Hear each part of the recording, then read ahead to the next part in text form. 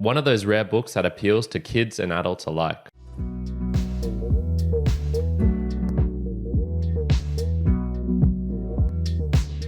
Welcome, my mere mortalites, to another round of the book reviews. My name is Kyron, and I do these book reviews for those who want to transcend beyond their own mere mortality, to gain something new, to have fun, in fact. And today we are going to have fun. I have for you the book The Little Prince by Antoine de Saint-Exupéry. This book was initially published in 1943, and it's approximately 80 pages, although it does have illustrations within as well, so it depends on which version that you actually have. I have here the one translated by Michael Morpurgo, which was obviously written originally in French by the writer Antoine de Saint-Exupéry. I'm probably mispronouncing that, but we'll go on anyway.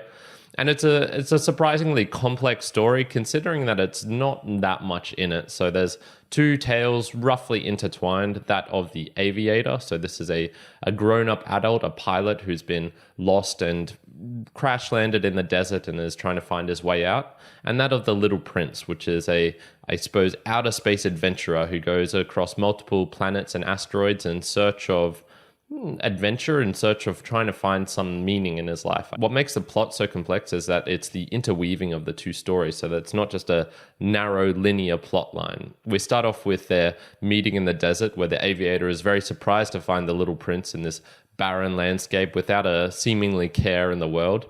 It then jumps onto the Little Prince's timeline, so his home planet of asteroid B612, and is adventuring with the Rose and why he is needing to leave his planet. Then it's more of his adventures hopping from asteroid to asteroid. Then we start to have this intermingling of them in the desert, trying to find water and explaining more about life. And then it goes on to the Little Prince again, talking about taming foxes, about moving into the human world and interacting with different humans and being like, man, these people are strange.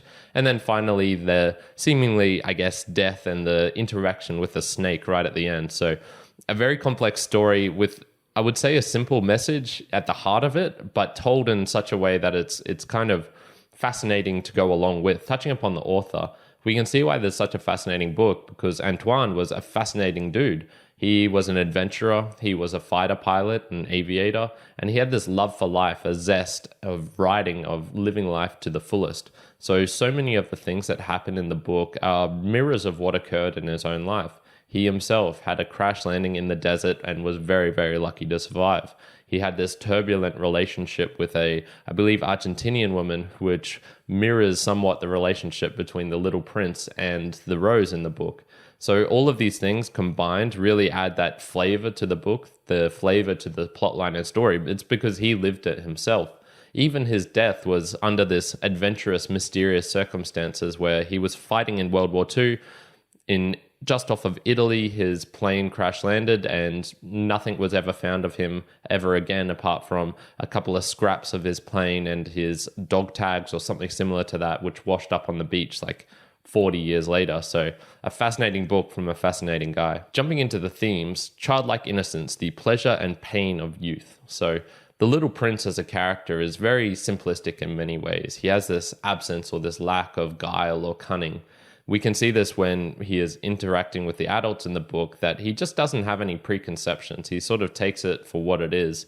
Now, this is good for him in many ways, because he can see through almost the bullshit of everyday life, where he's looking at these adults, such as the accountant who's trying to count all the stars and manage them, the king who has these grandiose conceptions about what he can control, the very vain, conceited man who just wants applause and all of these things. And he can see, okay, these are strange ways to live, and they've captured themselves in their own thought patterns. But then he is also hurt by truth. So when he learns of the fox and it's going to love him, the time required to become friends and to have a relationship, and that also will inevitably lead to pain, because they are going to have a parting. So he has this lack of cunning, of this real world experience in many ways. And I think that is what distinguishes childlike innocence. So they lack something. They do not have this experience, this knowledge, this understanding, which can be a very double-edged sword in many ways. So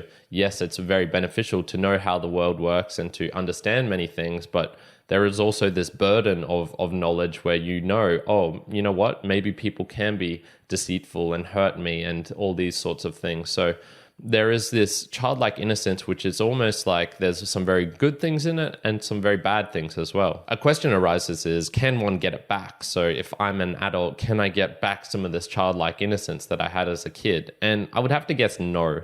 There's two reasons for that in my thinking. One is you're simply burdened by experience. So once you have so much experience, it's basically impossible to forget certain things that occurred in your life. And so they are always going to be dredged up as a data point, whether you want it or not, in your future interactions with people and with the world. The other is just simple chemistry and science, which is the brain development. And that is the brain is continually developing until the range of 25. So I would say maybe before 25, you could still capture some of that more than once you've reached this almost hard limit of, hey, your brain's not forming as much as it used to, and it's sort of stuck in stone now, and you're really going to be hard pressed to wire it differently in many ways. Now, this is not saying that you can't get it back completely, but I would have to say maybe snippets. But if you really think about it, an adult who behaves like a child and has this childlike innocence, that is a kind of a strange thing as well, and I'm not sure would work well in the world.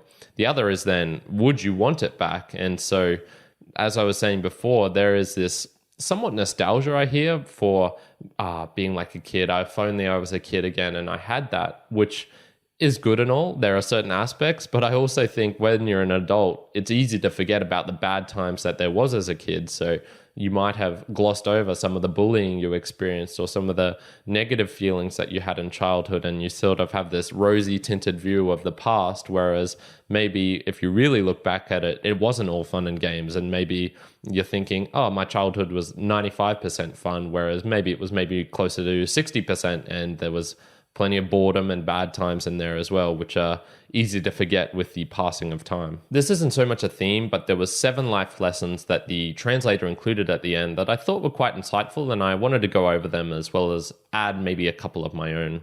Number 1, don't be too fond of numbers. So we see with all the foolish, silly adults in the book that they're too focused on data and metrics and getting this information and not realizing the beauty of the world and living their life to the fullest.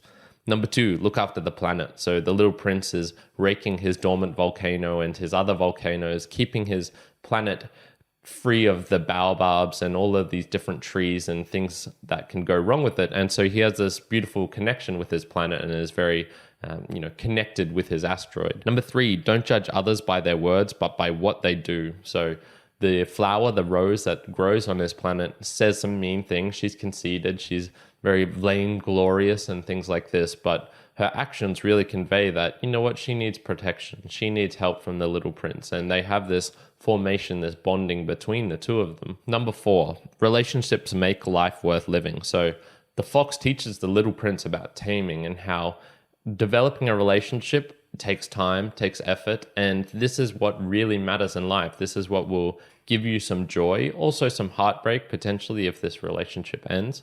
But this formation is part of what makes a life worth living and how a relationship really works in this world. Number 5, the important things in life you cannot see with your eyes, only with your heart. So this is where the translator is particularly pointing to the section of where the aviator picks up the little prince and he's looking at this delicate frame of this body, but it's what's within him that makes the little prince so special rather than this exterior. Number 6, it is the time you give to something that makes it precious. So the more time you spend with something, the more time you interact with it. This is what gives it its meaning, not necessarily the physical objects or whatever. And so in this case, one of the things they're referring to is the water. You could get water anytime, anywhere, but when you are spending the time in the desert looking for this water, trying to find a well, that is what makes the water precious in many ways.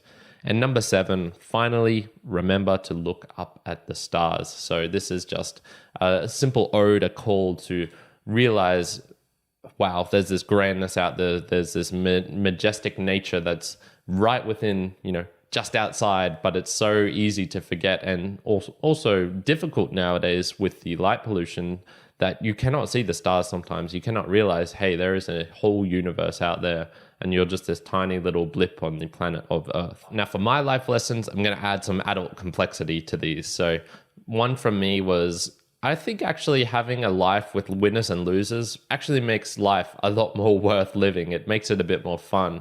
So we can see the people who are doing good things in the book, more like the Aviator and the Little Prince. And then we can also see some of the adults who are vainglorious and conceited, and they just don't realize, man, there's a whole life worth living for you out there, but you've trapped yourself in these weird ways of thinkings and whatnot. So that was one lesson that I really took out. The other for me was a lack of introspection can be annoying. So the Little Prince just continually ask question, doesn't have this realization that there's a conversation that needs to be had between a give and take in a relationship. And if you are continually just asking the same question, ignoring what the other person wants to know and is feeling and things like that, you can come across as a little bit of an annoying little prick, which is somewhat what the Little Prince gave to me. I get the childlike innocence and things like that. Hey, that's beautiful. But man, I think the other side of it is he is annoying. He would just be a terrible person to be trapped in a desert with, because he is just continually ignoring your questions and asking his own questions, and is really almost selfish in a way. My personal observations and takeaways, I would definitely recommend to check out the movie version of this. This is where I actually first encountered The Little Prince, the story of it, which was told in a different manner. It had some extra characters included and was true to the story in the sense of what I felt was the heart of the story, of the simple message of forming relationships, of being curious, of having this childlike innocence, of exploring the world in many ways. And I thought the movie did a fantastic job of that. As I mentioned at the beginning, what I think stands out is that it appeals to both kids and adults, and it's a rare book that can really do this. I think it's because of the complexity that is also simplistic. So he found this nice balance between, easy to understand characters. There's not too many, but they're deep. There's a containing within them of many different interactions and complexity, as well as the timeline and the story. There's only a couple of locations in the book, but man, they do jump from them one to the other. So it does create a weaving of this web as well. The scene changes as well. There's many different scenes within the book of mountains, deserts, of being in cities and things like this, and outer space, obviously, but also, it's easy to understand. Also with the illustration that really helps to appeal to both of those audiences. My final observation is, it does contain some deep and potentially sad themes as well. I haven't explored too much about the significance of the snake and the prince's passing away right at the end of the book, but if you really want to get into it, I think you can find a lot of different things to teach yourself and your kids from this book. So in summary, this is a worthy book to be called a classic. It has planets, planes, outer space, little princes, talking flowers, and a cool fox. It's definitely something that I'll want to read to my kids someday. And I think it's a nice reminder, a gentle reminder to try and add some naivety, some childlike innocence to your own life, even if only a little. So all in all, I'm giving the book The Little Prince by Antoine de Saint-Exupéry a 7 out of 10, very, very solid. And so thank you, my mere mortalites, for joining me to the end of the video. What are your thoughts on The Little Prince? Have you gained some childlike innocence? Did you find him as annoying as I did right towards the end of the book? I would love to know these things. If you can do all the nice stuff, like, subscribe, comment, hit the bell, all of that helps me, helps out the channel. And other than that, I hope you're having a fantastic day wherever you are in the world. Kyron out.